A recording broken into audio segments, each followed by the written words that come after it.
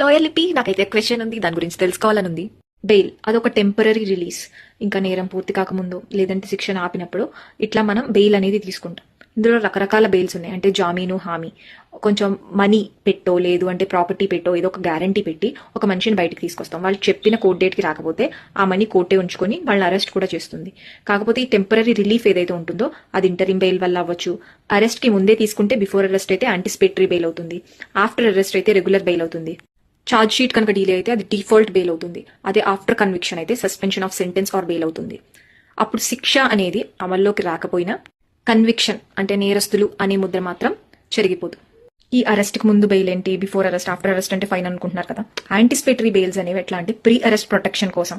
అంటే ఇప్పుడు మోస్ట్లీ కొంతమంది పొలిటీషియన్స్ ఉండొచ్చు, వాళ్ళకి ఇలా ఇప్పుడే పొలిటికల్ ప్రచారాలప్పుడు ఇట్లా తప్పుడు కేసులు పెట్టడం, ఇట్లా అన్ని చేయడం, ఇట్లా కొంతమంది కూడా ఇలా ప్రీ అరెస్ట్ ప్రొటెక్షన్ ఇవ్వడానికి సఫిషియంట్ కాస్ట్ లేకుండా వాళ్ళ మీద ఇట్లా చాలా మంది ఇలా తప్పుడు కేసులని వేయడానికి ట్రై చేస్తారు. అందుకని కూడా మనం ముందస్తు బెయిల్ తెచ్చుకుంటాం. దాన్ని యాంటిసిపేటరీ బెయిల్ అంటారు. ఇట్లా చాలా రకాల బెయిల్స్ అయితే ఉన్నాయి. మనం చూసుకున్నట్టు interim bail, default bail, regular bail and anticipatory bail, ఇంకా after conviction suspension of sentence and bail. అట్లాగే ట్రాన్సిట్ బెయిల్ కూడా ఉంటుంది. అంటే అక్యూజ్డ్ ఎవరైతే ఉన్నారో లేదంటే ఎవరి మీద అయితే కేసు ఉందో ఈ ఎఫ్ఐఆర్ అనేది ఒక చోటు ఉండి వాళ్ళు వేరే స్టేట్ లో ఉంటే ఈ ట్రాన్సిట్ బెయిల్ అనేది టెంపరీగా ఇస్తారు. ఎందుకంటే వాళ్ళు ప్రాపర్ కోర్టులో వాళ్ళని ప్రవేశపెట్టాలి కాబట్టి.